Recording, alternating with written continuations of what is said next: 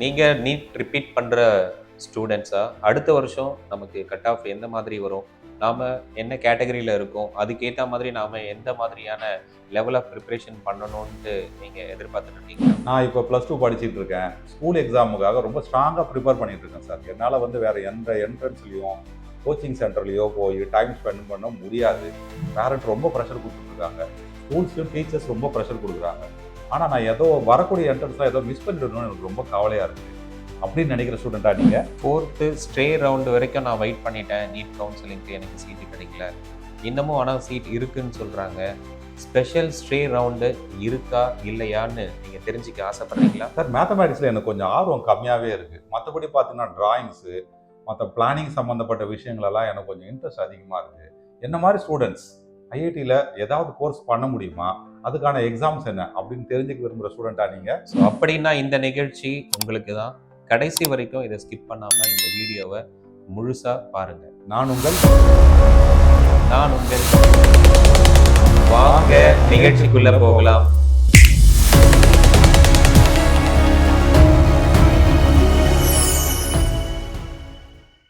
Stay vacancy வரைக்கும் wait பண்ணிட்டேன். எம்பிபிஎஸ்க்கும் சரி பிடிஎஸ்க்கும் சரி சீட்டே கிடைக்கல. ஆனா இன்னும் ஒரு 5 மாசத்துல எப்படியாவது நான் நீட்ல கிராக் பண்ணி எம்பிபிஎஸ் பிடிஎஸ் சீட்டு கவர்மெண்ட்ல எடுக்கணும் அப்படின்ற மாதிரி ஆசைப்படுறீங்களா? கவலையே படாதீங்க. ஆர்ஜிஆர் 5 மாசத்துக்கு ஒரு பிளான் வச்சு ஒரு ப்ரோக்ராம் லான்ச் பண்றோம். 10 மாணவர்கள் தான் அந்த கிளாஸுக்கு. நீங்க அந்த 10ல ஒன்னா இருந்து அடுத்த வருஷம் சீட் எடுக்கணும்னு நினைக்கிறீங்களா? உடனே கால் பண்ணுங்க 869518 86953. வணக்கம் சார். வணக்கம். எவ்ரி இயர் பார்த்தீங்கன்னா இந்த நீட்டோட கட் ஆஃப் பார்த்தீங்கன்னா குறையும்னு பார்த்தா குறைய மாட்டேங்குது. எவ்ரி இயர் இன்க்ரீஸ் ஆகிட்டே தான் இருக்குது. ஸோ லாஸ்ட் இயருக்கும் இந்த இயருக்கும் எவ்வளோ அதிகமாக இருக்குது கேட்டகரி வைஸு. அடுத்த வருஷம் என்ன மாதிரியான கட் ஆஃப் இருக்கும்ன்ட்டு நம்ம எதிர்பார்க்கலாம். ஸோ அப்ராக்சிமேட்டாக எவ்வளோ மாணவர்கள் நம்ம அடுத்த வருஷம் அப்ளை பண்ணுவாங்க. ஸோ இது தெரிஞ்சதுன்னா இப்போ ரிப்பீட் பண்ணுற மாணவர்களுக்கு ரொம்ப கொஞ்சம் உபயோகமாக இருக்கும். சரி, நல்ல கொஸ்டின். ஆக்சுவலாக இது என்னென்னா, இப்போ 24, 25 2 எடுத்து பார்த்தோம் அப்படின்னா, 24ல் எழுதின மாணவர்களோட 25க்கு எழுதின மாணவர்கள் கொஞ்சம் கம்மியாகிடுச்சு. 1.5 லட்சம் பேர்கிட்ட கம்மியான கம்மி. ரெண்டாவது இதில் என்ன தகவல் அப்படின்னா, நிறைய பேர் 24ல் கிட்டத்தட்ட நம்ம தமிழ்நாடுல பார்த்தீங்கன்னா 608 மார்க்கு வந்ததுன்னா தான் 618 மார்க் வரைக்கும் போயிடுச்சு பிசிக்கு இனிஷியல் கட் ஆஃப். அதுக்கப்புறமா அதை பேஸ் பண்ணி மற்றது எல்லாத்தையும் பார்த்தீங்கன்னா ஆல்மோஸ்ட் எஸ்சி கேட்டகரியில் இருக்க கட் ஆஃப் அப்படின்னு 530-35 மார்க் வரைக்கும் வந்துருச்சு.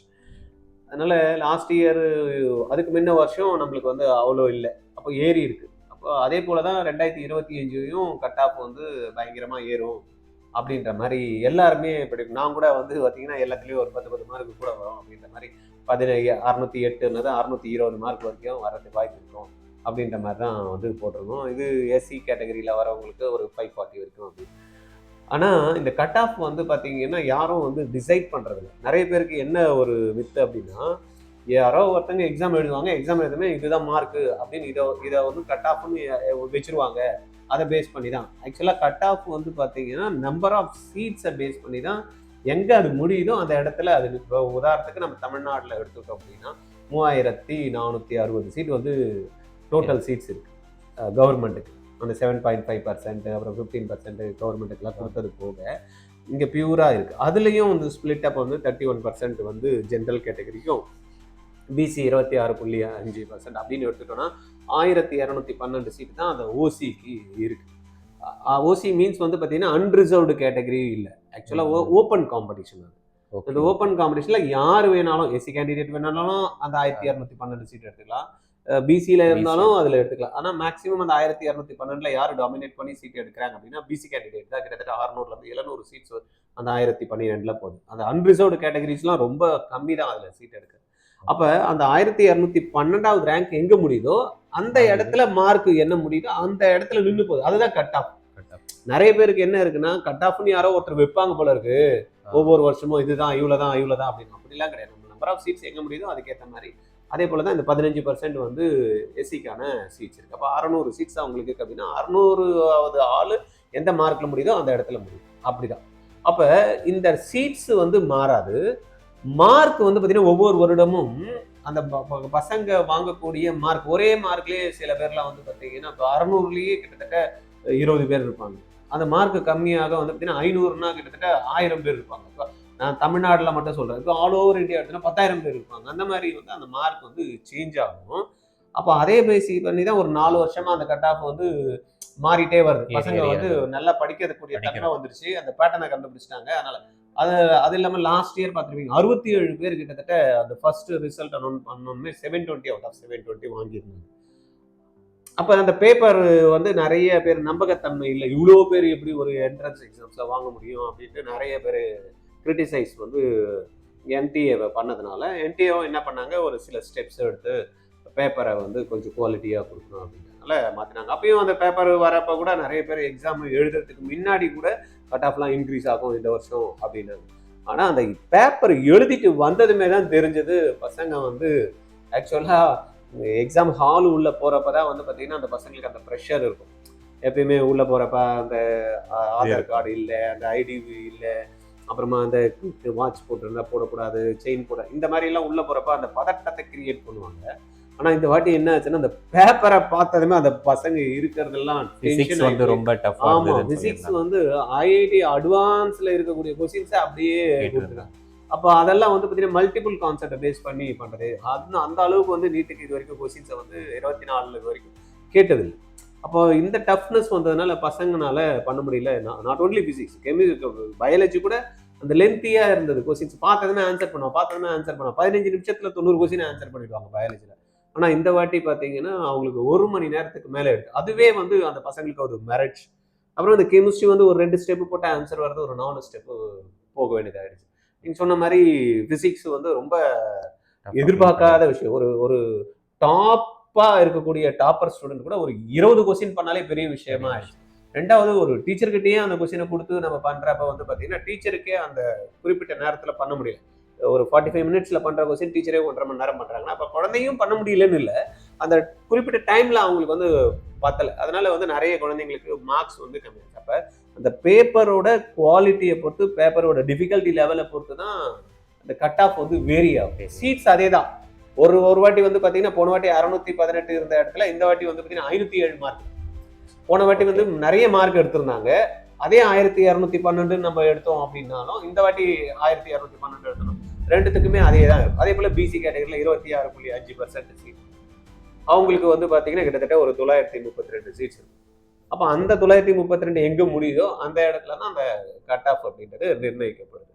அதனால பேப்பரோட குவாலிட்டி அப்போ எக்ஸாம்ஸை பொறுத்து தான் வந்து சேஞ்ச் ஆகுமே தவிர அதை ப்ரொடெக்ட் பண்ண முடியாது.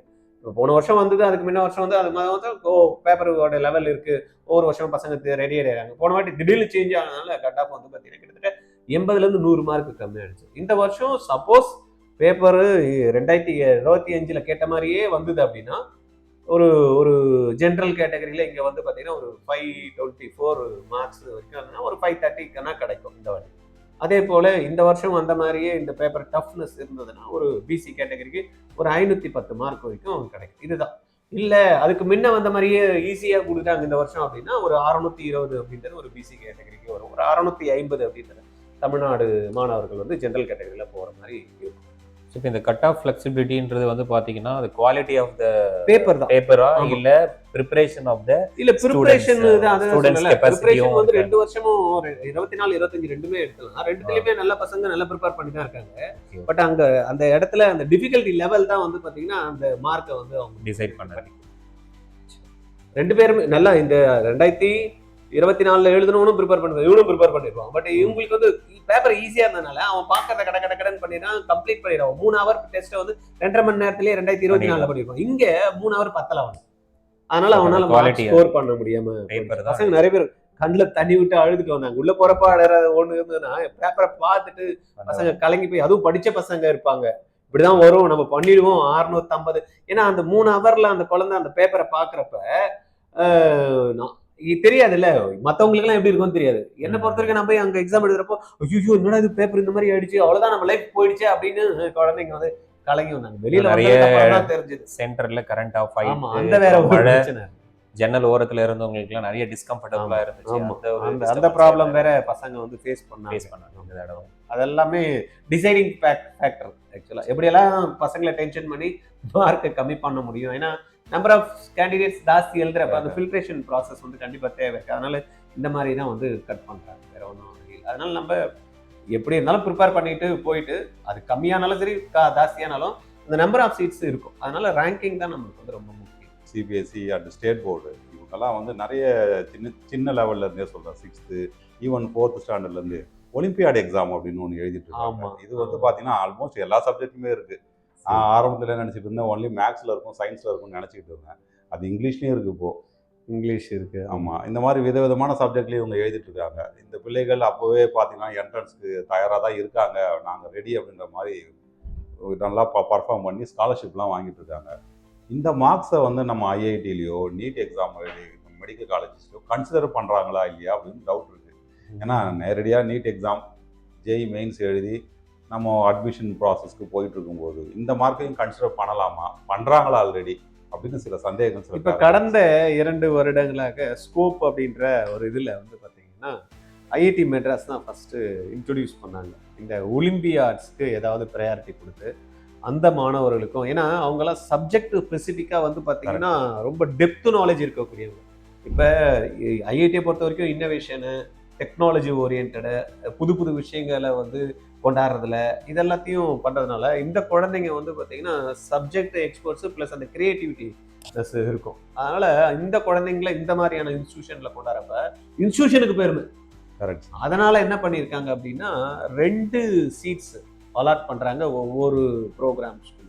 அந்த மாதிரி ஐஐடியில் வந்து நம்ம சென்னை ஐஐடி, தென் கரெக்ட் ஒரு ஃபியூ ஐஐடி இருக்கக்கூடிய எல்லாத்துலேயுமே இல்லை, ஒரு 5 ஐஐடிஸ் வந்து பார்த்தீங்கன்னா இதுக்கான ப்ரோக்ராம்ஸில் 2 சீட்டு கொடுக்குறாங்க. ஒன்று வந்து பார்த்தீங்கன்னா ஃபீமேல் ஒன்லிக்கும், ஒன்று வந்து நியூட்ரல் ஜெண்டர். அது 2 சீட்ஸ் வந்து கொடுக்க தான் செய்கிறாங்க. அது வந்து நேஷ்னல் லெவல் அண்ட் இன்டர்நேஷ்னல் லெவலில் கோல்டு மெடல் வாங்கினவங்களுக்கு ப்ரையாரிட்டி. அவங்க வந்து ஜேஇ அட்வான்ஸ்க்கு அப்ளை பண்ணியிருக்கணும். பட் தனி போர்ட்டலில் வந்து பார்த்தீங்கன்னா இதுக்கான கவுன்சிலிங் இருக்குது. அதில் வந்து அவங்க பார்ட்டிசிபேட் பண்ணி அந்த சர்டிஃபிகேட் வெரிஃபிகேஷனில் அதெல்லாம் பக்கா பண்ணதுக்கப்புறமா அந்த சீட்ஸ் பார்த்தாங்க. அதனால் ஒலிம்பியாட்ஸ் வந்து சின்னதுலேருந்து குழந்தைங்க பண்ணுறது நல்லது தான். அவங்களுடைய தரம் வந்து பார்த்தீங்கன்னா தனித்துவமாக வரதுக்கான வாய்ப்புகள் இருக்குது. அதே போல் தனியாக ஜேஇக்கு அட்வான்ஸுக்கெல்லாம் ப்ரிப்பேர் பண்ணுறணும் அப்படின்ற மாதிரி அவசியம் இல்லை. பட் இன்டர்நேஷ்னல் லெவல்லையும் நேஷ்னல் லெவல்லையும் இந்த கோல்டு மெடல் அவங்க வின் பண்ணுறப்ப அவங்களுக்கான சான்சஸ் வந்து ஐஐடியில் போகிறதுக்கான வாய்ப்புகள் இருக்குது. நீட்டுக்கு இது இருக்குது, ஐஐடி கொடுக்குறாங்க, மெடிசனில் இன்னும் கொடுக்குறாங்க. 4th ரவுண்டு ஸ்ட்ரே ரவுண்டுனாலே ஆல்மோஸ்ட் எல்லா சீட்ஸும் கம்ப்ளீட் ஆகிடும் தான் இருக்குது. இப்போது என்ன சொல்கிறாங்கன்னா 5th ரவுண்டு வர்றதுக்கும் வாய்ப்பு இருக்குது. ஆஃப்டர் ஸ்ட்ரே ரவுண்டும் இன்னும் கொஞ்சம் சீட்ஸ் அவைலபிள் இருக்குது அப்படின்றாங்க. ஆல் இண்டியா த்ரூ அவுட் எடுத்தோம் அப்படின்னா ஆல் இண்டியா லெவலில் பார்த்தோம்னா எம்சிசி கண்டக்ட் பண்ணுற கவுன்சில் இருந்தாலும் சரி, Tamil Nadu counselling, Tamil Nadu medical selection இருந்தாலும் இந்த சீட்ஸ் வந்து இருக்குது. இப்போ தமிழ்நாட்டில் வந்து பார்த்தீங்கன்னா கிட்டத்தட்ட 25 சீட்ஸ் எம்பிபிஎஸ்க்கான சீட்ஸ் இருக்குது. அதில் கவர்மெண்ட் சீட்ஸ் எதுவும் இல்லை, செல்ஃப் ஃபினான்ஸ் காலேஜஸ் இருக்குது. ஒரு 23 சீட்ஸ் வந்து பார்த்தீங்கன்னா மெடிக்கல் பிடிஎஸ். ஆனால் அந்த பிடிஎஸ்ல வந்து கவர்மெண்ட் காலேஜ் சீட்ஸே இருக்குது. பட் இது வரைக்கும் எந்த தகவலும் இல்லை. ஏன்னா எம்சிசி வந்து கொடுப்பாங்களா கொடுக்க மாட்டாங்களா, இதுக்கான லாஸ்ட் டேட்ன்றது வந்து பார்த்தீங்கன்னா ஒன்று வச்சுருந்தாங்க ஃபிக்ஸ் பண்ணி. அது 4 ரவுண்டுக்கானது முடிஞ்சு போச்சு. ஸ்பெஷல் ஸ்டே வேகன்சி அப்படின்றது கம்பல்சரி பண்ணுவாங்களா மாட்டாங்களா அப்படின்றது யாரா கேஸ் கூட போடுறதுக்கு வாய்ப்பு இருக்குது. இவ்வளோ சீட்ஸை வச்சுட்டு வேஸ்ட் பண்ணுறாங்க கவர்மெண்ட்டு, ஏன் இவ்வளோ பணம் வேஸ்ட்டாக போகுது, மக்களுடைய பணம், அதை எதனா ஃபில் பண்ணலாம் அப்படின்னு யாருன்னா கேஸை போட்டு இது வரைக்கும் எதுவும் நடவடிக்கை இல்லை. ஆனால் வரும்னு எல்லாரும் சொல்கிறாங்களே தவிர அது வரத்துக்கான முகாந்திரம் காணும். ஆனால் கண்டிப்பாக வரும், யாரோ ஒருத்தர் போடுவாங்க திடீர்னு டிசம்பர் எண்டில் ஆமாம் சீட்ஸ் இருக்குது ஃபில்அப் பண்ணணும் அப்படின்னு. ஆனால் அந்த டைம் வந்து ரொம்ப கம்மி. இப்போ சிலபஸ் எல்லாம் ஆல்ரெடி ஸ்டார்ட் பண்ணிட்டாங்க. பசங்க ஸ்கூல் செப்டம்பர்லேயே வந்து காலேஜ் மெடிக்கல் காலேஜஸ் ஸ்டார்ட் பண்ணிட்டாங்க. இப்போ இந்த ப்ரைவேட் டீம்டு யூனிவர்சிட்டிஸ்லாம் வந்து பார்த்தீங்கன்னா அக்டோபரில் வந்து ஸ்டார்ட் பண்ணாங்க. அதனால் போர்ஷன்ஸ் போயிடும். அது எப்படி பண்ணுவாங்க அப்படின்றது தெரியல. பட் பண்ணுறதுக்கு சான்சஸ் இருக்குது, வரும். எல்லாருமே பார்த்தீங்கன்னா அந்த JEE mains exam only for BTech admissions in IIT இதை பற்றி தான் எல்லாருமே பேசிக்கிறோம். இன்ஜினியர். ஆனால் ஒரு சில குழந்தைகளுக்கு சில எக்ஸ்ட்ரா ஆக்டிவிட்டீஸ், கரிக்குலர் ஆக்டிவிட்டீஸில் ஆர்வம் அதிகமாக இருக்குது. ஒரு குழந்தை டிராயிங் ரொம்ப நல்லா வரையுது, கொஞ்சம் மேக்ஸ் நாலேஜும் இருக்குது, ரொம்ப பெரிய அளவில் மேக்ஸ் நாலேஜ் இருக்குதுன்னு சொல்ல முடியல. இந்த மாதிரி குழந்தைங்களுக்குன்னு ஏதாவது ஸ்பெஷல் கோர்சஸ் ஐஐடியில் இருக்கா?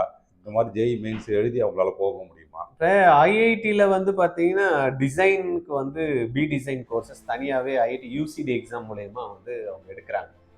இந்த ஜேஇ மெயினுக்கு அப்படின்னு எடுத்துக்கிட்டோம் அப்படின்னா ஜேஇ மெயினில் பேப்பர் 2 இருக்குது. பேப்பர் 2ல் வந்து பி ஆர்கிடெக்சரில் வந்து ஒரு கோர்ஸும் பி பிளானிங்கில் வந்து ஒரு கோர்ஸும் வந்து 2 பேப்பர் வந்து பேப்பர் 1 வந்து பிஇ பிடெக்கு, பேப்பர் 2ல் ஏபின்னு இருக்குது, பிஆர்க்கு அண்டு பிளானிங்க்கு ஒரு பேப்பர் வச்சுருக்காங்க. மேக்ஸு, தென் வந்து பார்த்தீங்கன்னா ஆப்டிடியூடு, அப்புறமா அந்த ஆர்கிடெக்சர்னு வரப்போ நீங்கள் கேட்ட மாதிரி டிராயிங்கில் வந்து ஸ்பெசிஃபிக்காக ஒரு 2 கொஸ்டின் தான் கொடுக்குறாங்க.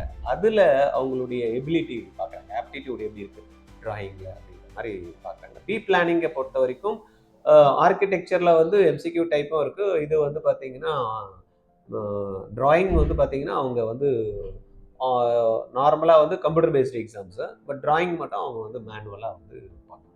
பி பிளானிங்கில் வந்து அகெயின் மேக்ஸு ஆப்டிடியூடு தான் வந்து பார்த்தீங்கன்னா அவங்களுக்கு மேக்ஸிமம் வந்து ப்ளே பண்ணுறோம். அதில் நல்லா வந்து பண்ணாங்க அப்படின்னா தாராளமாக வந்து பண்ண முடியும். எம்சிக்யூ டைப்பில் தான் கொஸ்டின்ஸும் அவங்களுக்கு வந்து ஃப்ரேம் பண்ணுறாங்க. பண்ணலாம். நல்ல ஆப்ஷன்ஸ் இருக்குது. அது மூலயமா என்ஐடிஸில் இருக்கக்கூடிய ஆர்கிடெக்சர் கோர்சஸ்லாம் அவங்க வந்து போகலாம். 2வது பேப்பர் மட்டும்தான். புரியுது சார். பேப்பர் 2 எழுது. ஸோ ஜேஇ மெயின்ஸ் பிடெக்கு மட்டும் கிடையாது, அதன் மூலமாக நம்ம பிஆர் பண்ணலாம், பி பிளானிங் அப்படின்னு சொல்லிட்டு 2 ப்ரோக்ராம் இருக்குது. 2மே நம்ம ஐஐடியில் பண்ண முடியும். கரெக்டாக சார்?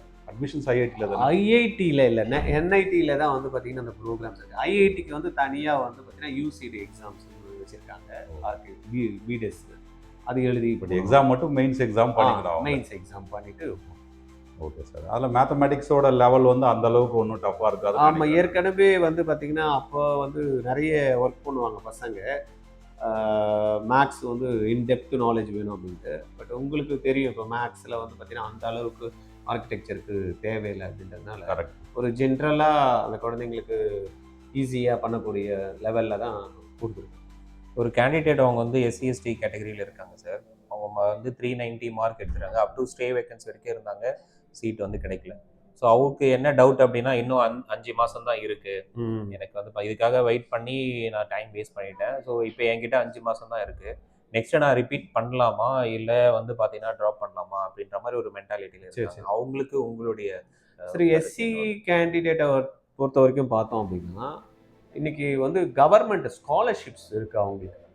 எஸ்பெஷலி ஃபேமிலியோட இன்கம் வந்து 2.5 லட்சம் ரூபாய் கீழே இருந்தது அப்படின்னா கவர்மெண்ட் காலேஜஸ்லேயும் ஸ்காலர்ஷிப் கொடுக்குறாங்க. 18,000ல் 6,000 ரூபாய் வந்து பார்த்தீங்கன்னா அது டியூஷன் ஃபீஸ்ன்னு என்னென்னு மென்ஷன் பண்ணுறாங்களோ அது அவங்களுக்கு ஸ்காலர்ஷிப் கிடைக்குது. அதே போல் செல்ஃப் ஃபினான்ஸில் கவர்மெண்ட் சீட்ஸ்னு வரப்போ 4.5 லட்சம் ரூபாய் வந்து பார்த்தீங்கன்னா கவர்மெண்ட் பே பண்ணுறாங்க டியூஷன் ஃபீஸ் அப்படி. அதே போல் ப்ரைவேட் யூனிவர்சிட்டியில் இருக்கக்கூடிய அந்த 5,60,60,000 ரூபாவும் டியூஷன் ஃபீஸு கவர்மெண்ட் கொடுக்குறாங்க. அது இல்லாமல் செல்ஃப் ஃபினான்ஸ் அண்ட் ப்ரைவேட்டு காலேஜில் யூனிவர்சிட்டியில் இருக்கக்கூடிய மேனேஜ்மெண்ட் கோட்டா, இப்போ இதுவே செல்ஃப் ஃபினான்ஸ் காலேஜ்னா 15 லட்சம் ரூபாய் வருது, இதே ப்ரைவேட் யூனிவர்சிட்டினா 16 லட்சம் வருது. இது 2மே வந்து கவர்மெண்ட் என்ன பண்ணுறாங்க அப்படின்னா இந்த எஸ்சி எஸ்டி எஸ்சிஐ மாணவர்களுக்கு இந்த ஸ்காலர்ஷிப் ஃபீஸ் வந்து அப்ஃப்ரண்ட் ஃபீஸே கிடையாது, டியூஷன் ஃபீஸே கிடையாது.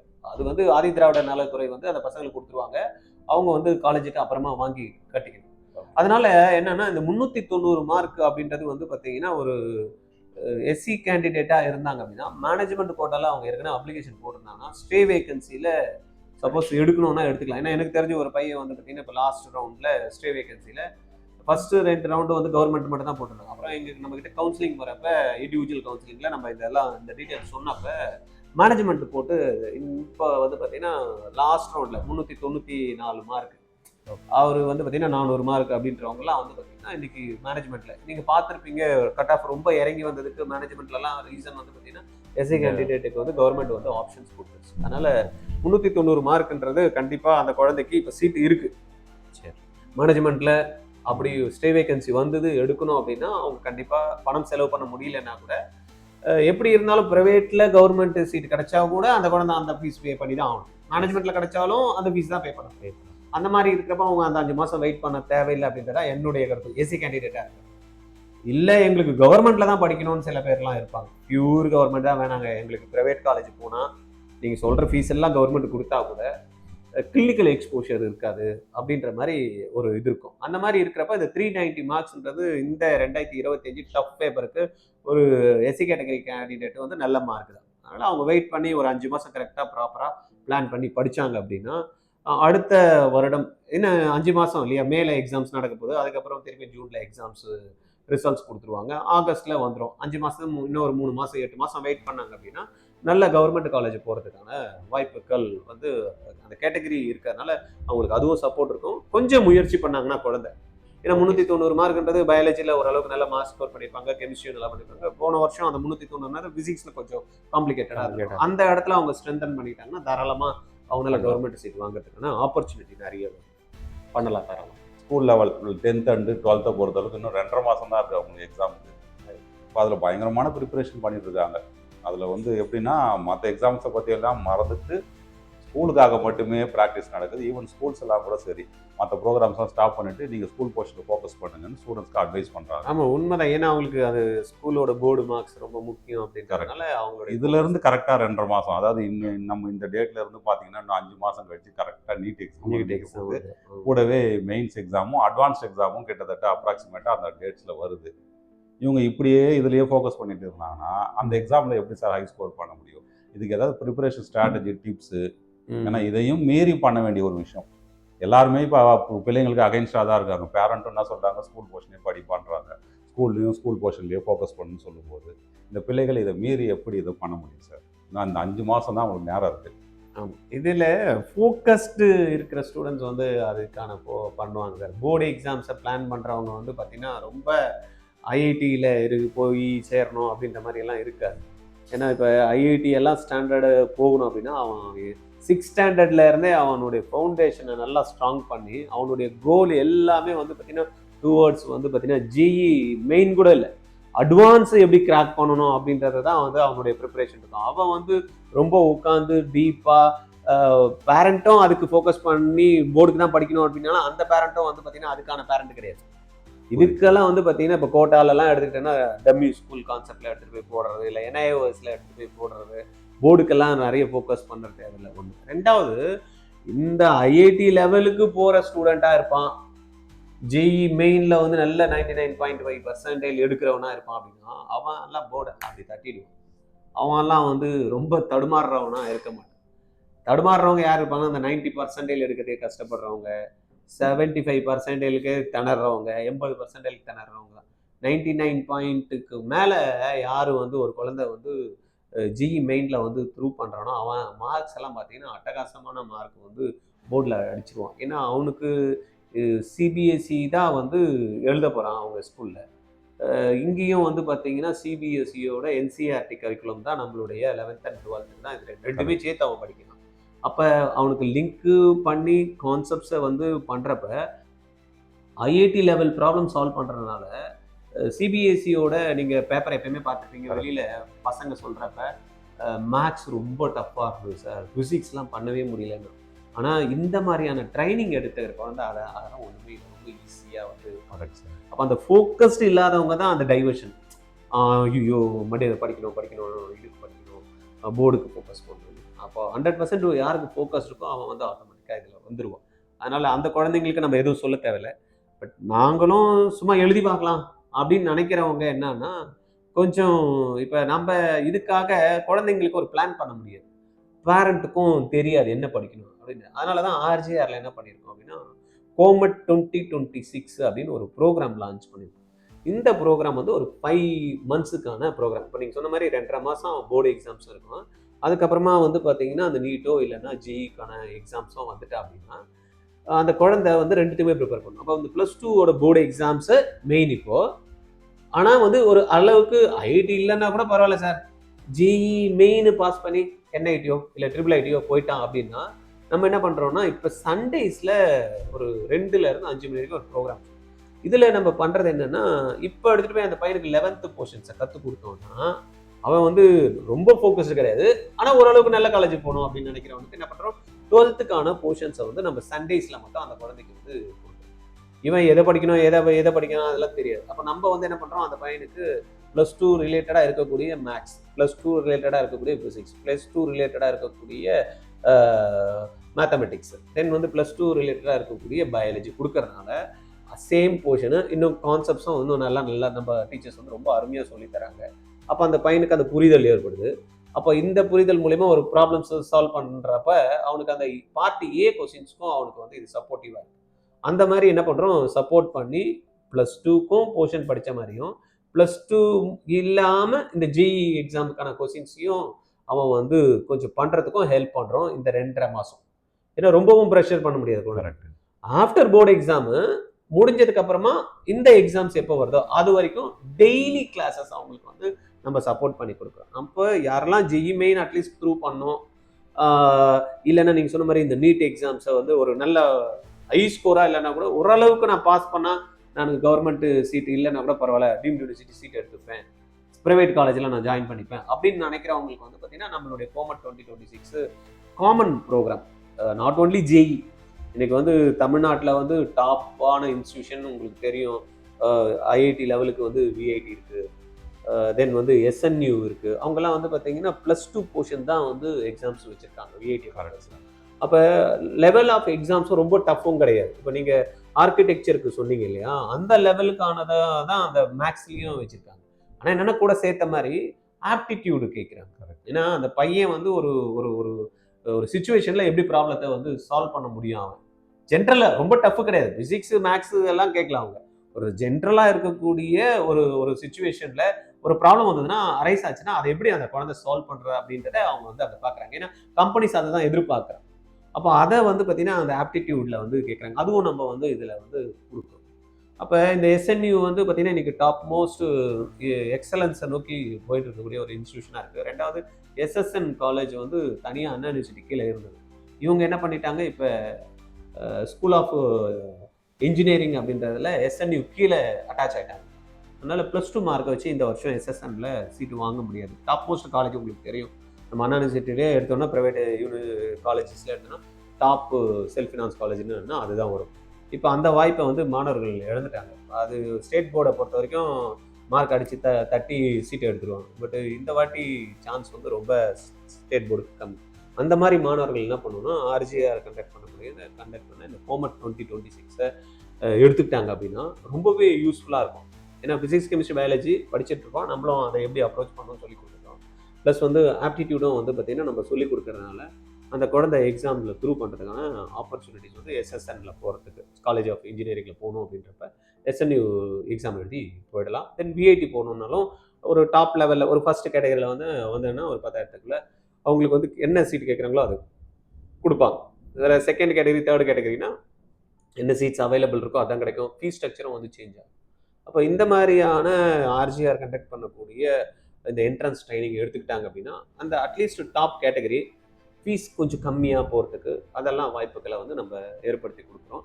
தனியாக பிளான் பண்ணி படிக்கணுன்னாலும் அவங்க வந்து என்சிஆர்டியை ரெடி பண்ணிக்கணும், அப்புறம் அதுக்கான ப்ரீவியஸ் இயர் கொஸ்டின்ஸை பார்க்கணும், அப்புறம் ஒரு டெஸ்ட் எழுதி பார்க்கணும். இதெல்லாம் அவங்களுக்கு கொஞ்சம் சிரமம்.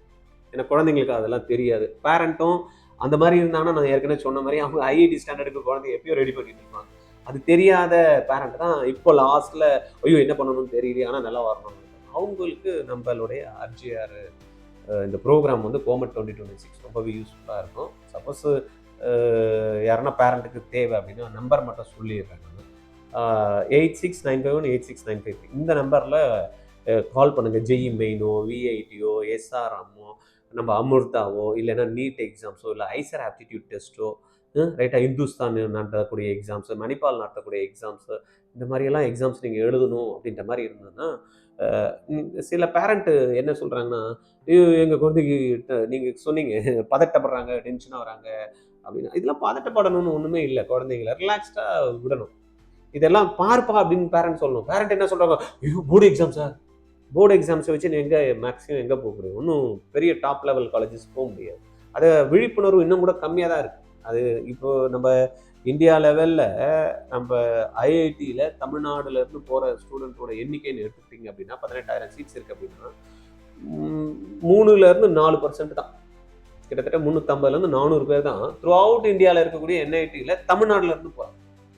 ஆனால் உயர்கல்வியில் படிக்கிறதுல வந்து ஹையஸ்ட் யார் இருக்காங்கன்னா பெருமையாக நம்ம வந்து பேசிக்கிறோம். பட் உயர்கல்வியில் தரமான இன்ஸ்டியூஷன்ஸில் IIT, NIT, triple IT, IISc, IISER இந்த மாதிரி இன்ஸ்டியூஷனில் நம்ம தமிழக மாணவர்கள் எண்ணிக்கை ரொம்பவே கம்மியாக இருக்குது. அதனால தான் ஆர்ஜிஆரில் டீம் என்ன பண்ணியிருக்காங்க, இதுக்கான ஒரு விழிப்புணர்வை கொடுக்கணும் அப்படின்றதுனா டெய்லி பேசிஸில் ஒரு டாப் இன்ஸ்டிடியூஷன்ஸ் என்ன இருக்குது இந்தியா லெவலில், அதுக்கான நுழைவு வந்து எப்படி போக முடியும், +2 மார்க் வச்சு போட முடியுமா, இல்லைன்னா எதனா தேர்வுக்கு நடத்துகிறாங்களா அப்படின்னா ஒரு அவேர்னஸ் வந்து டெய்லி பேசிஸில் டீம் ரெடி பண்ணி ஒரு கண்டென்ட்டை ரெடி பண்ணி கொடுக்குறாங்க. அதை வந்து வீடியோவை நம்ம வந்து அப்லோட் பண்ணுறோம். அதனால் யாருன்னா பார்த்துட்டு இருக்க மாணவர்கள், பெற்றோர்கள் இருந்தீங்கன்னா ஆர்ஜிஆரோட யூடியூப் சேனலை வந்து கண்டிப்பாக சப்ஸ்கிரைப் பண்ணி வச்சுக்கணும். அப்போ தான் என்ன ஆகும் அப்படின்னா, நம்ம போடக்கூடிய ஒவ்வொரு வீடியோவும், இப்போ நீங்கள் சொன்னீங்க 2.5 மாதத்தில் இது முடிஞ்சிடும், 2.5 மாதத்தில் அது வந்துடும், அப்புறம் 6 மாதத்தில் காலேஜ் போகணும். அந்த டைமில் போய் எனக்கு எதுவுமே தெரியல, நான் அப்போ தான் ரெடி பண்ணுறேன்னா இந்த எக்ஸாம்ஸ் எல்லாம் போயிட்டுருக்கும். அப்ளிகேஷனு கொடுக்குறப்போ அது டிஎன்இஏ தான் கொடுப்பாங்க. அதுதான் போட வேண்டிய வழி, வேறு வழியே இல்லை. வேறு எல்லாத்துக்கும் அப்ளிகேஷன் வந்து இப்போ ஜனவரியிலேருந்து இப்போயே நீங்கள் பார்த்துருப்பீங்க, நவம்பரில் நிறைய விஐடி முடிஞ்சிருச்சு, எஸ்ஆர்எம் ஸ்டார்ட் பண்ணிட்டாங்க, எஸ்என்யூ கொடுக்குறாங்க, ஜிஇ ஃபர்ஸ்ட் செஷன் முடிஞ்சிருச்சு. அந்த மாதிரி இருக்கிறப்ப அந்த டைமில் போர்டு எக்ஸாம் முடிச்சுட்டு பார்த்துக்கலாம். போர்டு எக்ஸாம் முடிச்சு பார்த்தா பார்த்துன்னு தான் இருக்கணுமே தவிர ஒன்றும் வழி இல்லை. அப்போ ஏதோ கிடைச்சதை வச்சு போக வேண்டியது இருக்குது. அப்போ இதெல்லாத்தையும் கொஞ்சம் நம்மளுடைய சேனல்ஸ் அவங்க பார்த்தாங்க அப்படின்னா கண்டிப்பாக நல்ல விழிப்புணர்வு கொடுக்கும். நீங்களும் வந்து பார்த்தீங்கன்னா அந்த கேளுங்கள் சொல்கிறோம்ன்ற இதில் மாணவர்கள் அந்த பெற்றோர்களுடைய கொஸ்டின்ஸ் எல்லாம் அழகாக ரெடி பண்ணி வந்து கொடுக்குறீங்க, யூஸ் பண்ணிக்கோங்க. பெற்றோர்கள் உங்களுக்கு எதனா கொஸ்டின்ஸ் இருந்தாலும் நீங்கள் வந்து கீழே கமெண்ட்டில் வந்து கொடுங்க. எங்கள் டீம் வந்து அதை எடுத்து ரெடி பண்ணி உங்களுக்கான ஆன்சரை வந்து கரெக்டான டைமில் எடுத்துகிட்டு வந்து கண்டிப்பாக சேர்ப்பாங்க. நல்ல கொஸ்டின்ஸ் எல்லாம் இன்றைக்கி வந்து ரைஸ் பண்ணிங்க சார். ரொம்ப நன்றி. ரொம்ப நன்றி சார். தேங்க்யூ.